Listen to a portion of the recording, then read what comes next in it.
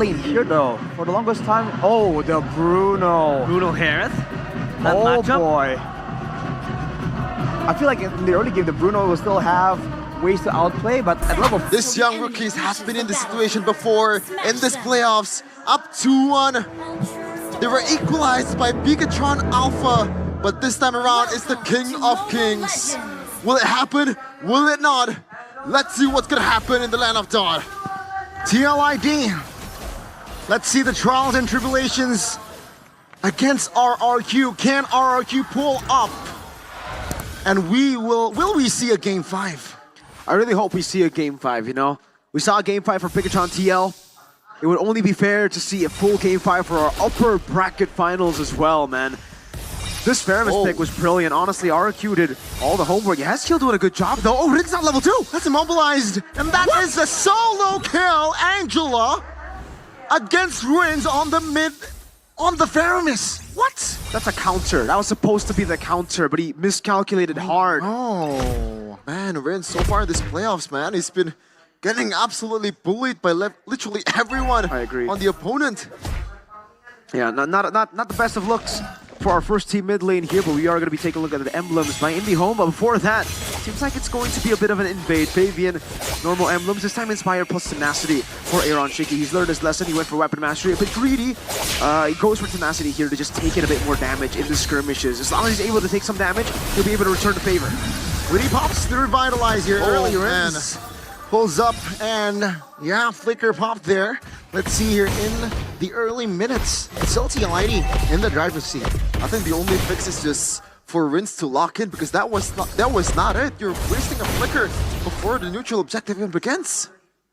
Yeah, this is really well played by Aaron Shiki. He's actually gotten the advantage in lane, but Skylar has QC, so it should be good. Aran being the main target, pops the Flicker himself. And that is the green light for RRQ. Let's take the river. Not much bodies on the front for TLID right now. Aran is already half HP. And Siren might be looking to go. Oh, what? Whoa! That's the Daytona's welcome blind one.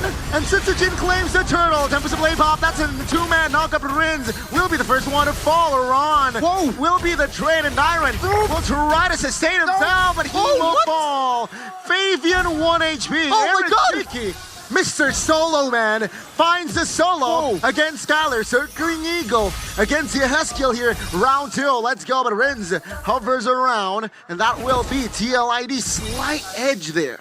Now this is the TLID tempo that we've seen in game number 1 and game number 2. But what a play by Tyrant, man. A reminiscence of Lemon bringing down a Ling with a Ruby. Man, really well played from Tyron. Really good chomp down, but how the heck did Fabian mid-flight do all that without purple buff? That's what's crazier, I would say. You know, the chomp was already crazy. I thought that was going to be the highlight. Witty shouldn't really be committed down upon by RRQ. Aaron got so many things happened there. I don't know where to start. Fabian, no purple buff, decided to go in with the hard guard. Was a good decision, but then Tyron got the chomp down. And then how the heck did he get all of it played like that with no purple? What? It's a game that defies your belief. It goes beyond your expectations. And right now, the whole team of RRQ is going towards the bottom lane. Oh, circling Eagle, that's the find. He finds the connection. Glorious Pathway does not save Witty. RRQ, they know where to put the bags in, and it's the gold lane. Don't bully the horse. Don't bully Witty. No. And the cat also. This is animal abuse. Peter, where are you right now? Hey, man.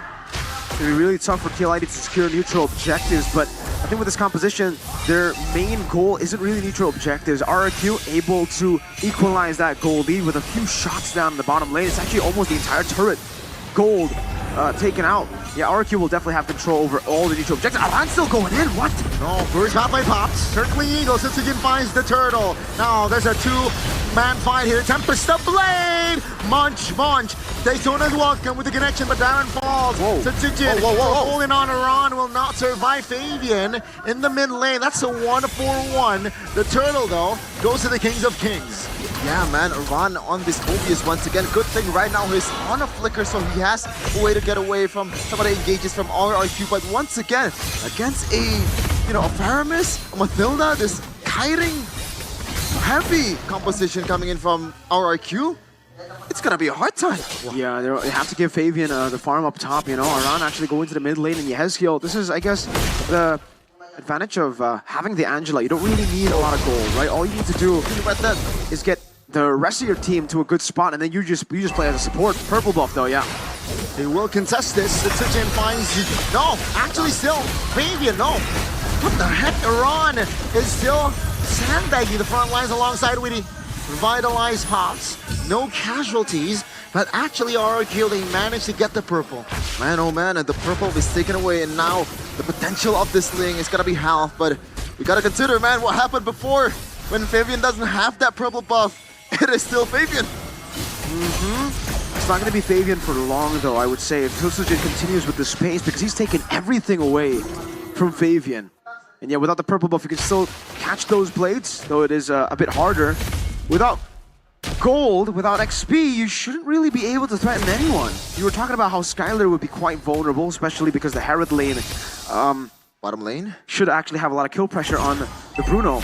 But yeah, no, not anymore, I think. Look at Tsujin. Tourist pathway. Pop. Whoa, The back lines. In the realm to save his life. Skylar finds the kill. Now Daytona's welcome lands on Iran. He flickers out RRQ though. They are out for blood. Iran will not be able to escape as Ren secures the kill. RRQ, they don't want to go down 3-1. They don't want to let go of these M6 tickets right away from the upper bracket finals. Now Fabian got something in the top lane, but is it worth it? I don't think it is worth it, but it's the only trade they can go for.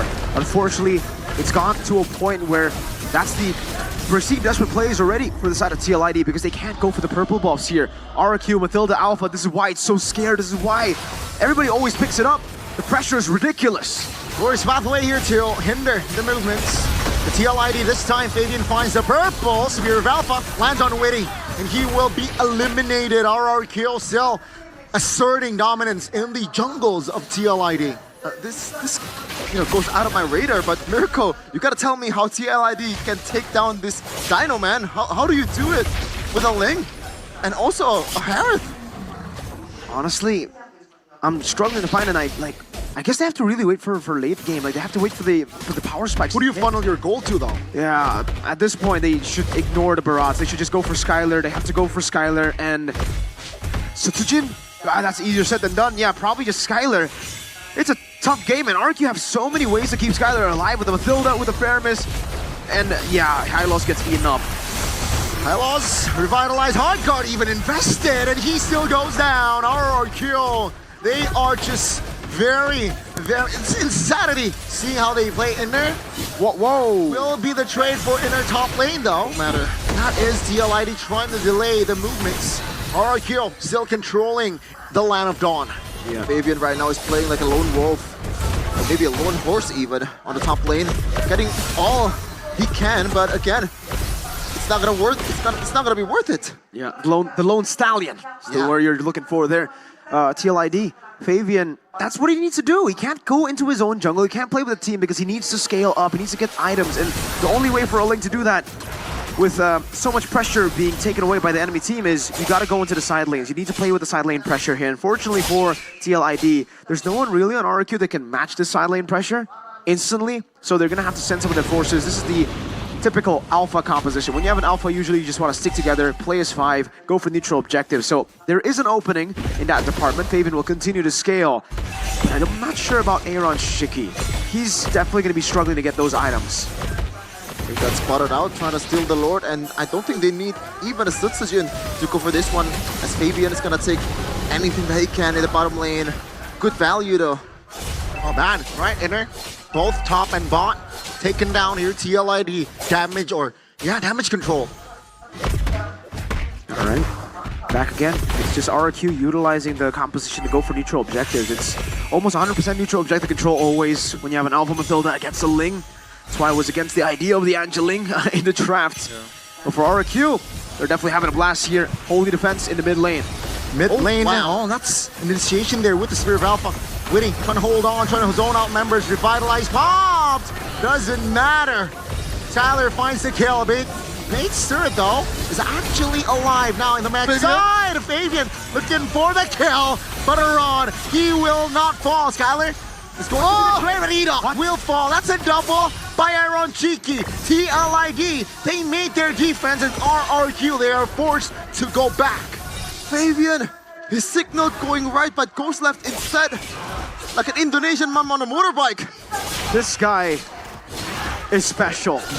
What the heck? He did that again without the purple buff. He hasn't gotten a purple buff since... I forgot, but what the heck? This guy's playing without purple buff. He's going and farming like a god, and now he gets his purple buff. Now it gets scary for RRQ. Skylar needs to win the nature quick, real quick. Oh, he went for the GDS third item. He is going to be quite vulnerable now because, again, they didn't really halt Fabian's farm completely. He has an endless battle at 10. That's not bad at all for the timer of the Ling, especially when you're up against a Mathilda Alpha that should really be a way to shut the Ling down. This is impressive stuff from TLID, from Fabian and Aaron Shiki.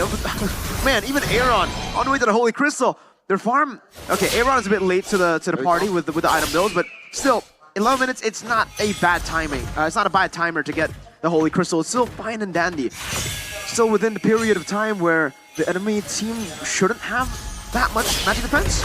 Well, they commit. Wow, that's a catch spear of Alpha! Nope. Tempest the Blade with the help of Hardguard, though, to find the defense, and they survive. Oh man, gotta hold your breath, but I don't think it's gonna be taken down, but Iran might be though. There's an attempt, and that's the flicker from Iran. Let's see in the mid lane defense. Coming forward, Pops, Winnie, revitalized, committed, and that's gonna be the nether round. Oh, what? Oh, I don't understand. Aaron Cheeky is down, and RRQ, they get the mid base turret. I think that was the balls from Skylar. Yep. The damage? Worldy out of nowhere. With Rins too, with the Ghost Bursters, Rins got the kill, but yeah, Skylar, he got a crit down onto Mr. Aaron Shiki. What the heck? It's a game of inches now, it's a game of pixels. They gotta be very, very careful. Aaron doing a good job trying to keep the base turret alive in the mid lane. But after, you know, the fourth chrono dash, I think they really should have backed away. Another Lord for free for RRQ, and we've got to take a look at the items here. Windtalker. So for Skylar, even despite the fact that, you know, they almost lost a skirmish earlier, he's still thinking, I have enough sustain. I have a Mathilda, I have a Paramis. There's no reason for me to go for Win in Nature here. I can just rely on what my team has, the utility that my team has. And honestly, yeah, utility hasn't failed him. Actually, it has twice, but once. It has once. Man, just once. And this composition, man, the Angeling, Ling, I don't think he can even eliminate one lane that usually a lot of Lings do. And this composition, the wave clear, is nothing sort of like, it's terrible and horrible. It's terrible. It's terrible. It definitely is. What? Sutsujin jumps in, Purify triggered. Shaman Force already committed as well. TLID pulling the Lord towards the bottom side. RRQ moving with the Lord. Iran munched down, taken down. Tempest Blade committed. Nether Realm already triggered actually. But RRQ, they're still hovering. Lord taken care of. The backside with the help of Hardguard. Fabian looking for something, doesn't find the connection. But the Shaman Force, it's already a cycle. Skylar finds the mark. TLID still holding on though. Rins very aggressive, but he will be taken down. Aaron Jiki survived barely, but Iron trying to win and crown the situation. RRQ, they're looking for the main base. RRQ has Skylar. They can take it to game 5. Ladies and gentlemen, Kings of Kings has done it. They're not gonna go down just yet. They take it to game number 5. The final climax that we've been waiting for. We got a series, ladies and gentlemen. A clean sweep. Did you really think a clean sweep would be happening in the upper bracket finals? 2-2.